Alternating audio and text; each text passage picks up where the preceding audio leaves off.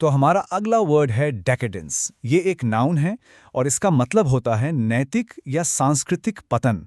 आप सोचिए, जब कोई समाज या कोई इंसान अपने अच्छे उसूलों को भूलकर सिर्फ ऐशो आराम, लग्जरी और प्लेजर में ही डूब जाता है, तो उस हालत को, उस डिक्लाइन को हम डेकेडेंस कहते हैं।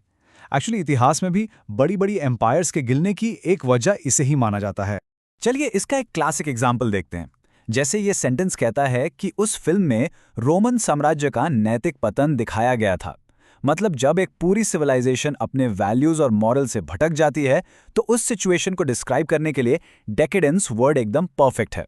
चलिए सेंटेंस पढ़ते हैं। The movie portrayed the moral decadence of the Roman empire.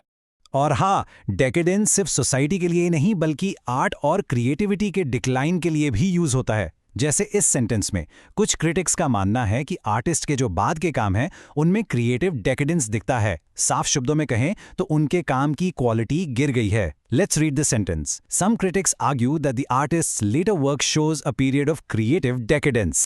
इस वर्ड को हम किसी की पर्सनल लाइफस्टाइल को डिस्क्राइब करने के लिए भी यूज कर सकते हैं।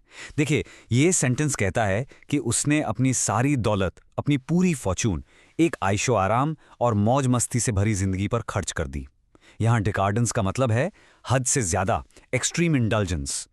The sentence is he spent his fortune on a life of pure decadence and pleasure. ये वर्ड आपको अक्सर न्यूज़ में, हिस्ट्री की किताबों में या थोड़ी सीरियस डिस्कशंस में सुनने को मिलेगा।